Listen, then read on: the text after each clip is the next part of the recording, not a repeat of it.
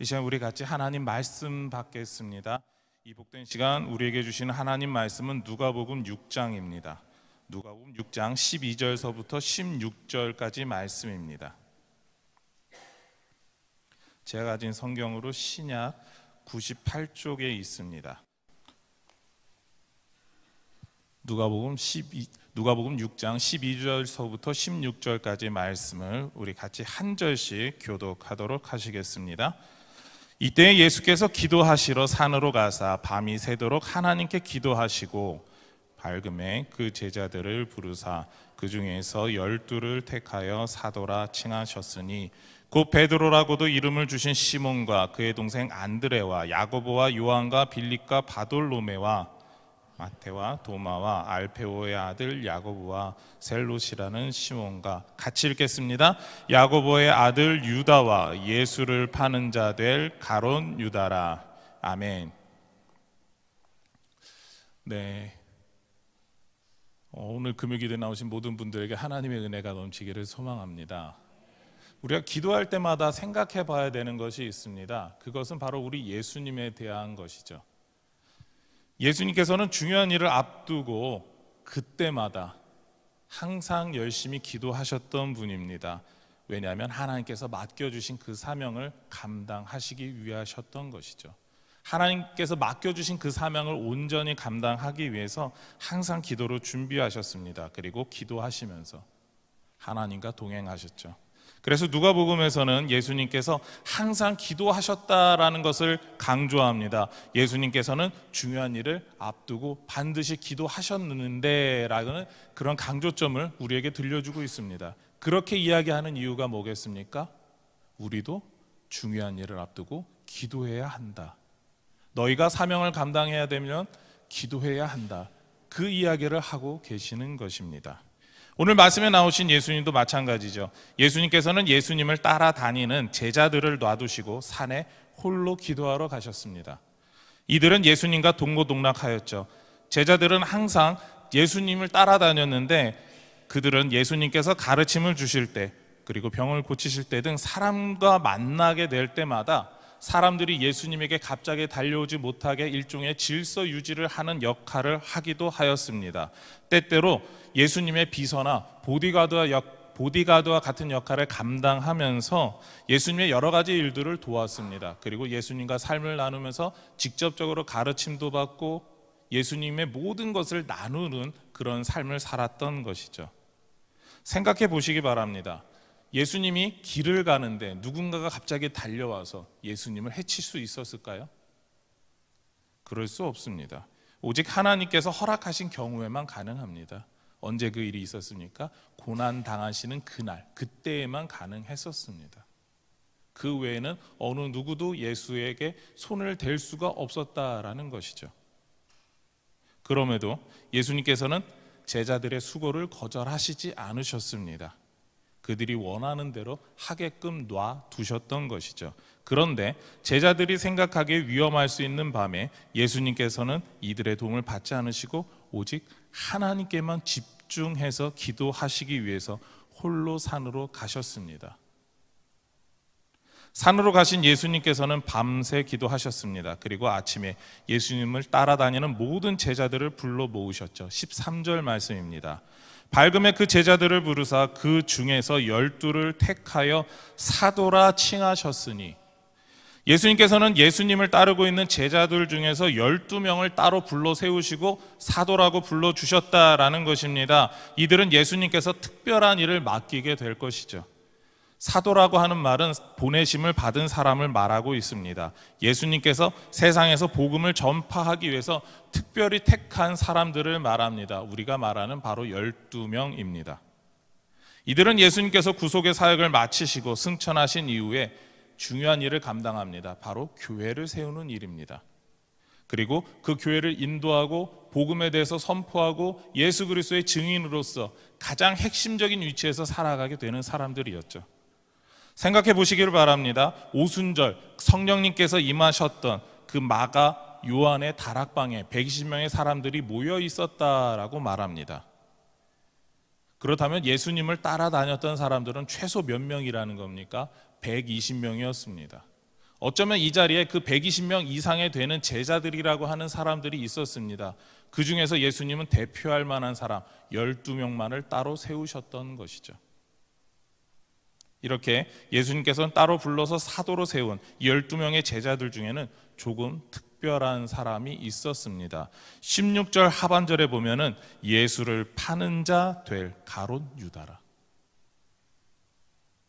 가롯 유다에 대해 누가는 예수님을 팔 자라고 소개하고 있습니다. 예수님께서는 하나님과 밤을 새어가며 긴 시간을 대화하셨습니다. 기도하셨던 것이죠. 이렇게 결정한 사람 중에 문제가 있는 사람이 있다라는 것이죠. 분명히 하나님은 그리고 예수님도 가롯 유다가 배신할 것을 알고 계셨습니다.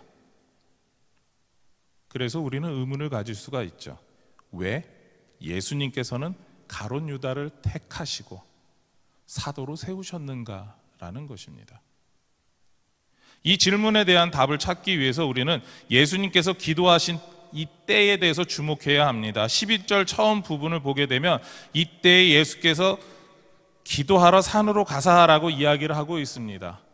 예수님께서 기도하시러 갈 때에 이때라고 표현하고 있죠. 이 말은 앞의 사건과 기도의 일과 제자를 세우는 일이 전부 다 연결되어 있다라고 하는 것을 보여주고 있는 말입니다.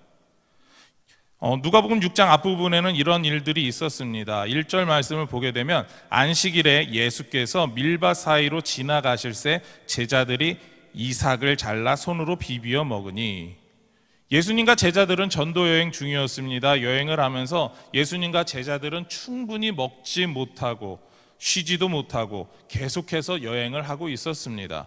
그러던 중 배가 고픈 어떤 제자들이 밀밭 사이에서 이삭을 손으로 꺾었습니다. 그리고 그것을 비벼서 자신들의 허기를 채우고자 했습니다. 우리나라에 서리한다라고 하는 그런 표현과 비슷한 일을 이들은 행했던 것이죠. 당시의 관습에 따라서 급한 허기를 채우려고 이렇게 한 행동으로 받아들일 수 있습니다. 여행객들이 돈이 없으니까, 어디서 무언가 갑자기 급하게 구하기 힘드니까 자신들의 최소한의 생존을 위한 방법으로서 선택할 수 있는 그런 일이었습니다. 그런데 제자들이 밀 이삭을 이렇게 잘 비벼서 먹은 것에 대해서 안식일에 일을 행했다라고 하면서 서기관들과 바리새인들이 정죄하고 나섰습니다. 그들은 안식일에 일하지 말라라고 하는 그 율법을 어겼다라고 판단한 것이죠. 바리새인들은 율법을 중요하다라고 여겼습니다. 그러나 그들은 배고픈 사람들, 특히 너무나 배고픈 나머지, 먹을 것이 없는 나머지 안식일조차도 쉼을 누리지 못하고 굶주리고 있는 그 사람들에 대해서 관심이 없었다라는 것입니다. 그들이 관심이 있었던 것은 율법을 주신 하나님의 마음과 의도를 알고 하나님이 주신 방법으로 사는 것이 아니었기 때문입니다. 바리새인들은 자신들이 판단하고 다른 사람들이 동경할 만큼 멋진 방법으로 율법을 지키려고 했습니다. 그래서 예수님께서는 제자들에 대해 정죄하는 그들에 대해서, 남을 정죄하고 비방하는 그들을 향해서 5절과 같이 말씀하시죠. 또 이르시되 안식일에 인자는 안식일의 주인이니라 하시더라. 예수님께서는 안식일에 관한 율법을 제자들이 어기지 않았음을 말씀하신 것입니다. 동시에 안식일의 진정한 의미에 대해서 기억해야 함을 말씀하고 계시죠. 안식일의 주인인 예수님께서 이야기하고 계시는 겁니다.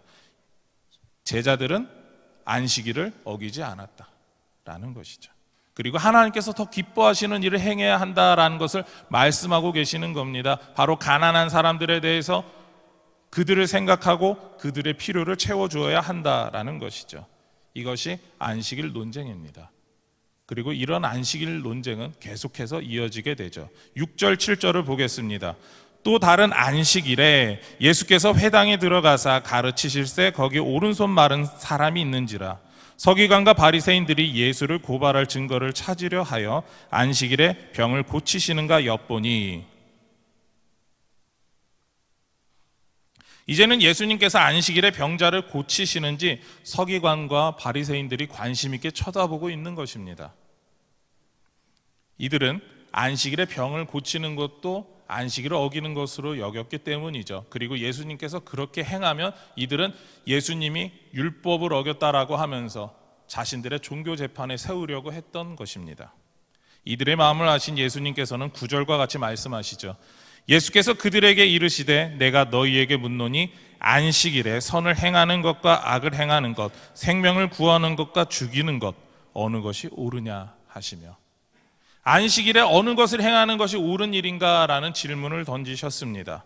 안식일에 병자를 고치는 성을 행하는 것, 생명을 구하는 그 일을 행하는 것, 그것을 해야 되지 않겠느냐라고 말씀하신 것이죠.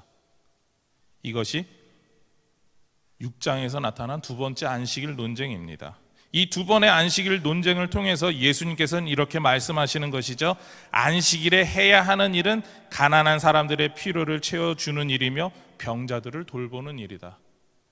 그리고 이것이 누가 원하셨던 일입니까? 하나님께서 원하셨던 일입니다. 하나님께서 그렇게 살아가기를 원하셨던 것이죠. 내가 가지고 있는 것으로, 내가 남보다 더 풍족하게 가진 것으로 다른 사람의 필요를 채워주는 일, 그것을 원하셨던 것입니다. 그러나 바리새인들은 어떻게 했습니까? 자신들이 가진 것으로 남들을 더 억압하는 데 사용했던 사람들입니다. 하나님께서 주신 은혜와 하나님께서 부어주시는 그 복에 대해서 생각하는 것이 아니라 남들보다 우리가 더 하나님 말씀대로 살고 있다, 그것만 자랑하는 데 바빴던 사람들입니다. 그렇기 때문에 서기관과 바리새인들과 같이 안식일을 거룩하게 지킨다라고 하는 말만 하지 말고 하나님께서 기뻐하시는 안식일의 본질을 지키지 못한다라고 하는 것을 예수님께서 강조하고 계시는 겁니다.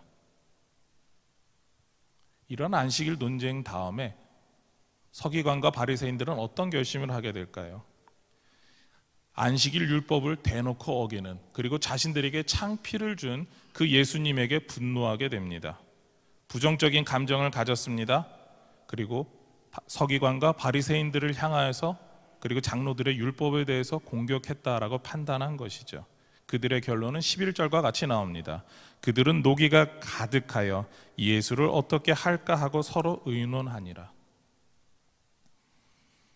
서기관과 바리새인들은 예수님에 대해 어떻게 할지 논의하게 됩니다. 예수님에 대해서 경계심 어린 눈으로 쳐다보면서 예수님을 어떻게든 공격하겠다, 예수님을 죽이겠다라고 하는 결심을 하고 있는 것이죠. 이것이 6장 1절부터 11절까지 내용입니다. 그렇습니다. 6장 12절에 이때에라고 하는 것은 서기관과 바리새인들이 노기가 가득하여서 예수님을 쳐다보고 있는 그러한 때를 말합니다. 예수님에게 흠을 잡고자 하는 그 상황을 뜻하고 있습니다. 그렇게 예수님에 대한 공격이 시작되려고 하는 그때에 예수님께서는 12 사도를 세우시기 위해서 산으로 기도하러 가셨던 것이죠. 한번 생각해 보시기 바랍니다. 누군가가 나에게 악감정을 가지고 있다면, 좋지 못한 감정을 가지고 있다면 여러분은 어떻게 행하시겠습니까? 우리는 그 문제를 해결하는 것이 먼저일 것이다 라고 생각을 합니다. 그러나 예수님께서는 그 문제보다 더 중요한 문제가 있었음을 보여주고 계십니다. 서기관과 바리새인들이 예수님에 대해서 가지고 있는 그 생각보다 예수님이 꼭 해야 하는 일이 있었다라는 것이죠. 바로 12 사도를 세우는 것입니다. 12 사도를 세우는 것이 예수님에 대해서 부정적으로 바라보는 것보다 더 중요했다라는 것이죠. 그리고 이 12 사도에 누가 있었다고요? 우리 16절 하반절을 다시 한번 볼까요? 예수를 파는 자들 가롯 유다라. 부정적인 사람과 부정적인 사람이 연속해서 나오고 있습니다. 예수님을 공격해서 없애려고 하는 그 사람들과, 그리고 그 사람들에게 예수님을 팔게 될 가롯 유다가 나오고 있습니다. 예수님께서는 이러한 일들을 분명히 알고 계셨습니다. 기도를 통해서 이미 하나님과 그 모든 일들을 정리하셨기 때문에 그 모든 과정들을 이미 알고 계셨습니다. 서기관과 바리새인들, 그리고 또한 가롯 유다가 동시에 등장했다라고 하는 것, 예수님에 대해서 부정적인 감정을 가진 사람들을 나타냈다라고 하는 것은 무엇을 뜻하겠습니까? 앞으로 예수님의 사역에 있어서 이들이 무언가 한다라는 것이죠. 그런데 어떠한 일을 행합니까? 우리가 알고 있는 것처럼 예수님을 십자가에 못 박는 일을 하게 됩니다. 우리가 인간적으로 생각하면 예수님을 배신하고 예수님을 죽이는 그 모든 사람들이 참 안타까운 사람들입니다. 그러나 하나님의 구원의 계획에 있어서는 어떻습니까? 그 사람들의 그러한 부정적인 마음과 행동이 필요했다라는 것이죠. 심지어 그 가운데 사도가 있었을지라도 필요했다라는 것이죠. 우리의 구원을 이렇게 준비하시는 과정의 일로 예수님을 팔 가롯 유다를 사도로 세우신다라고 하는 것, 그것은 결코 쉬운 일이 아니셨을 것입니다. 어쩌면 예수님의 기도는 12사도 중 가롯 유다에게 집중되었을지도 모릅니다. 교회를 세우며 복음을 전하는 일에 앞장서야 할 12사도 중 한 자리를 내어주는 일임에도 불구하고 예수님을 파는 것이 확실한 사람을 예수님의 사도로 두어야 했기 때문인 것이죠. 예수님은 하나님께서 계획하신 인류의 구원을 위해서 기도하셨습니다. 그러면서 가롯 유다를 세우는 일과 같이 하지 않았으면 하는 일 사이에서 계속 갈등하셨을 것입니다. 예수님은 사명을, 우리의 구원을 위해서 일하셔야 했습니다. 그렇기에 구원의 일을 이루시기 위해서 하시기 싫으셔도 가롯 유다를 세우는 일을 반드시 해야만 하셨습니다. 우리도 마찬가지입니다. 성도에게는 반드시 해야 하는 일들이 있죠. 복음 전파의 일입니다.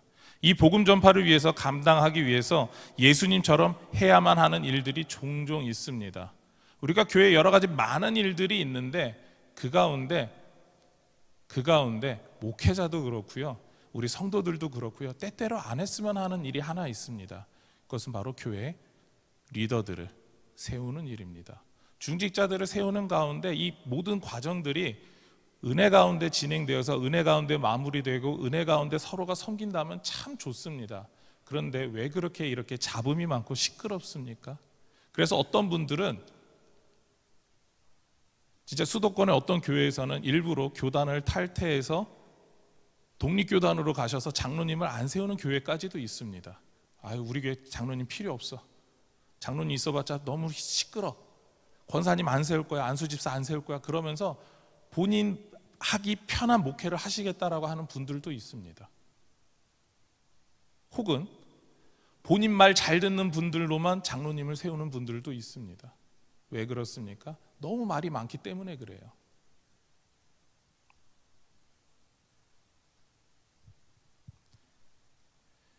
한번 이렇게도 생각해 보시기 바랍니다. 우리 장로님이 되시고 안수집사님이 되시고 권사님이 되신다라고 하는 것, 그 자리를, 그 직분을 감당한다고 하는 것이 원한다라고 해서 다 되십니까?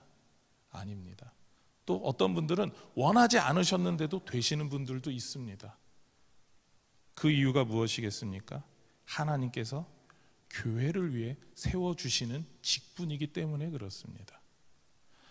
목회자가 임의로 세웠다 말았다가 아니라 하나님께서 세워주시기 때문에 그렇다라는 것이죠. 우리가 투표라는 방법을 사용하지만 직분자를 위한 투표와 그 모든 결과에 대해서 그것은 교회의 머리 대신 주님의 뜻이기 때문입니다.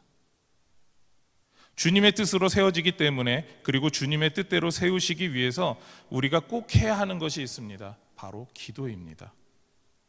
예수님께서 12사도를 세우시기 전날 밤새도록 기도하고 오셨던 것처럼 어쩌면 우리에게도 그렇게 예수님 앞에서, 하나님 앞에서 우리는 기도해야 합니다. 우리 동부교회를 위해서 좋은 분들이 장로님이 되고 안수집사님이 되고 권사님이 되어야 합니다 라고 하는 기도를 여러분들은 얼마나 해보셨습니까?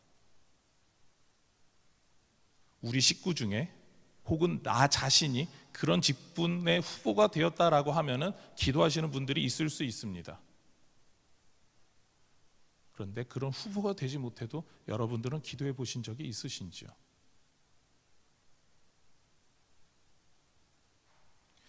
예수님을 팔고 자살한 가룟 유다를 대신하여서 새로운 사도를 세워야 되는 일이 예수님이 승천하신 이후에 있었습니다.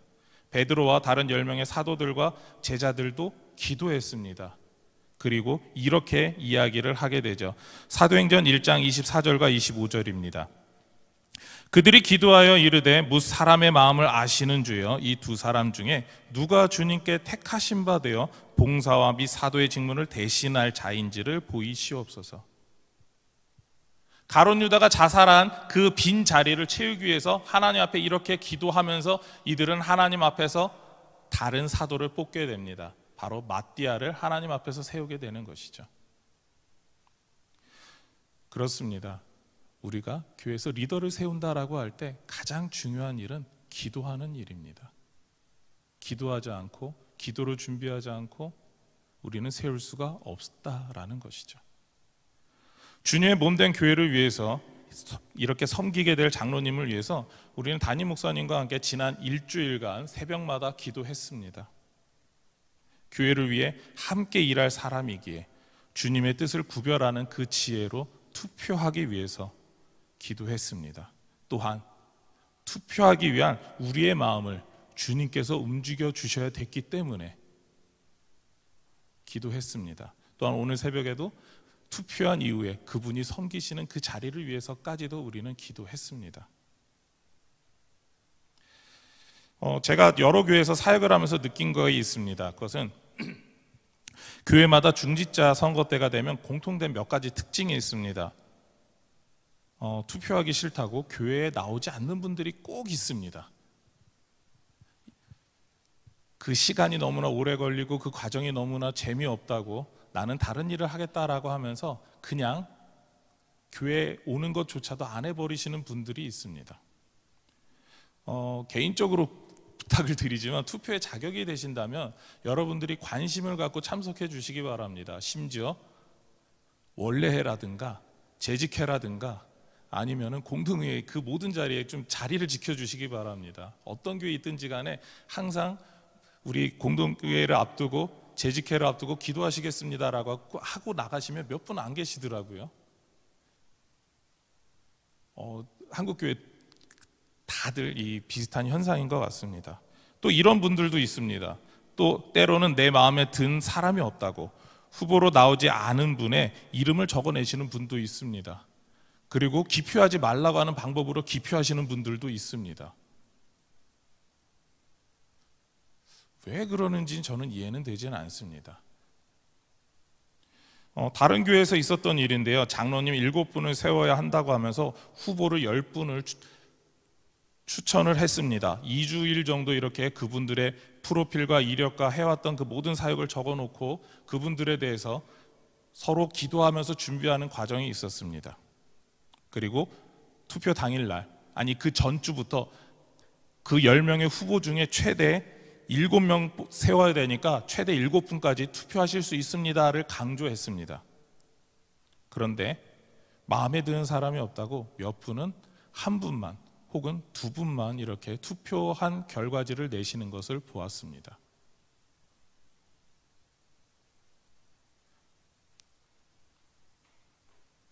그리고 투표 결과는 장로님은 7분을 세워야 됐지만 3분만 세우게 되었습니다. 그래도 3분이나 세웠으니까 많이 세운 거 아니냐라고 할 수 있지만, 그러나 그만큼 사람들의 마음이 하나님 앞에서 하나님의 일을 하는 데 있어서 서로 움직이지 않았다라는 것이죠. 사람의 판단이 앞섰기 때문이죠. 물론 어떤 후보였던 분이 평상시에, 그리고 본인도 그렇고 다른 사람도 모르고 그런 특별한 약점을 알고 있었기 때문에 그렇게 하셨을 수도 있습니다. 그럼에도 아쉬운 것이 있었습니다. 왜냐하면 교회를 향한 하나님의 마음으로 한 번 더 생각해 주셨으면 어땠을까라는 것이죠. 교회를 위해 그래도 헌신할 사람에 대해서 고민해 주시고 그 일을 위해서 사람을 이렇게 후보로 추천을 했는데 내가 저 사람이 싫으니까라고 하면서 거절한다라고 하는 것, 우리가 하나님 앞에서 기도했던 그 모든 과정들이 쓸데없는 일과 같이 여겨버리시는 그런 분들이 있다라는 것이죠. 하나님 앞에서 얼마나 나쁜 행동인지 모르겠습니다. 내 마음에 들지 않아도 교회 공동체를 위해서 필요한 리더를 세우는 일이기에 우리는 투표도 해야 합니다. 하나님께서 원하시는 분을 세울 수 있는 분을 하나님께서 달라라고 우리는 기도해야 합니다. 그런 마음이 저와 여러분에게 있기를 소망합니다. 하나님께서는 우리가 사명을 감당하기 원하십니다. 그래서 때때로 하기 싫어도 사명을 위해서 감당해야 되는 일들이 있죠. 그럴 때 우리가 해야 하는 것은 무엇이겠습니까? 기도입니다. 하나님의 뜻과 하나님의 방법으로 이 모든 일을 진행할 수 있게 하여 주시옵소서. 인간적으로 나는 하기 싫습니다. 그러나 하나님의 뜻대로 하게 하여 주시옵소서라고. 심지어 예수님께서도 십자가를 지셔야 되는 그 전날 밤에 어떻게 기도하셨습니까? 할 수만 있다면 이 잔을 내게서 치워달라고 이야기하시지 않았습니까? 그럼에도 하셔야 되는 일이기 때문에 예수님도 십자가를 지셨습니다. 하나님의 뜻이라면, 우리에게 주어진 사명이라면 그렇게 해야 하지 않을까요? 우리는 투표의 모든 과정을 위해서 기도해야 합니다. 하나님께서 우리 동부교회에 주신 비전과 사역을 위해, 그리고 담임 목사님과 함께 걸어갈 리더, 함께 걸어가기를 힘도하는 분들의 손을 잡고 함께 나아가기를 위해 헌신하는 리더를 위해서 우리는 기도해야 합니다. 그리고 그런 분들을 구별할 수 있는 지혜와 눈을 모든 성도에게 달라라고 기도해야 합니다. 내가 원하지 않아도 교회 공동체를 위해, 무엇보다도 하나님의 나라와 영광을 위해서 해야 하는 일이죠. 예수님께서도 구원의 사역을 감당하시기 위해 싫은 일이 분명히 있었습니다. 가룟 유다를 사도로 세우는 일입니다. 예수님께서는 가룟 유다에 대해 전부 아셨습니다.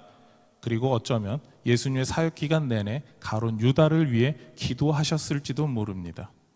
새벽닭 울 때 회개했던 베드로처럼 유다도 회개하기를 바라셨을지 모르겠습니다. 예수님께서는 이 모든 것을 아시면서 가룟 유다를 사도로 세우셨습니다. 감당하신 것이죠. 하나님의 구원 계획을 위해 필요한 일이니까 기꺼이 담당하셨습니다. 리더를 세우는 것은 리더를 위해서, 그 모든 과정을 위해서 기도하는 일입니다. 그것이 우리에게 필요합니다. 주님께서 사역을 위해 배신이 확정된 유다를 위해서 기도로 섬기셨던 것처럼 우리는 그렇게 해야 합니다. 이제 우리는 지난 7일간 리더를 위해서 멋진 기도를 했었습니다. 그리고 이제는 우리가 그분들을 위해서 계속해서 기도해야 됩니다. 바로 이제는 누가 결정될지 모르지만 하나님께서 세워주신다면 그 세워주신 분이 하나님의 뜻대로 멋지게 사역을 감당할 수 있는 그런 장로님이 되게 해달라고 기도하시는 저와 여러분이 되기를 소망하고 축원합니다. 이제 말씀을 마치고자 합니다. 예수님께서는 분명히 가룟 유다를 사도로 세우는 일에 대해서 원하지 않으셨을 것입니다. 그래도 하나님의 뜻이기 때문에, 하나님께서 해야 한다라고 하셨기 때문에 감당하셨습니다. 우리도 마찬가지입니다. 하나님께서 우리에게 원하시는 일, 그 일을 행해야 합니다. 교회 리더는 주님이 맡겨주신 사명을 같이 감당할 사람이기에 리더가 되지 않은 사람들도 그분들을 위해서 기도해 주셔야 합니다. 예수님이 밤이 새도록 기도하신 것처럼 말이죠. 우리 12절 말씀을 같이 읽어보실까요? 같이 읽겠습니다. 시작. 이때에 예수께서 기도하시러 산으로 가사 밤이 새도록 하나님께 기도하시고. 그렇습니다. 우리는 리더를 세우는 일을 위해서 예수님처럼 기도해야 합니다. 우리는 우리의 즐거움을 위해 일하는 사람이 필요한 게 아닙니다. 우리는 하나님께서 교회에 맡겨주신 사명을 감당할 사람이 필요한 것이죠. 하나님의 뜻과 사명을 감당할 그분들을 위해서 기도해 주시기 바랍니다. 그리고 또한 이러한 일들을 위해서 기도를 쉬지 않는 저와 여러분, 그럼 우리 모든 동부교회 식구들이 되시기를 소망하며 축원합니다. 기도하시겠습니다. 하나님 감사합니다. 우리에게 기도의 본을 보여주신 예수님처럼 우리가 따라가기를 원합니다. 특별히 오늘 예수님께서 보여주신 본은 감당하시기 싫고 하시기 싫었던 일입니다. 그럼에도 사명 감당을 위해서 해야만 하는 일이었습니다. 가론 유다까지도 사도를 세우는 일이었습니다. 그렇게 하나님께서 맡겨주신 사명을 감당하기 위해서 나가셨던 우리 예수님처럼 우리 모든 동구교회 성도들이 하나님께서 맡겨주신 사명 감당을 위해서 계속해서 기도하게 하여 주시옵소서. 이제 우리가 장로님들을 세워야 됩니다. 교회 일꾼들을 세워가야 됩니다. 교회 여러 리더들을 세워갑니다. 그 모든 일들 가운데 우리가 기도로 준비할 수 있게 하여 주시고, 기도로 세울 수 있게 하여 주시고, 기도로 함께 동역할 수 있게 하여 주셔서 주님의 몸된 교회를 위하여서 하나님의 나라와 하나님의 영광을 위하여서 함께 헌신하며 함께 동참하는 우리 모든 동구교회 성도들이 되게 하여 주시옵소서. 이 모든 것 예수님의 이름으로 기도드립니다. 아멘.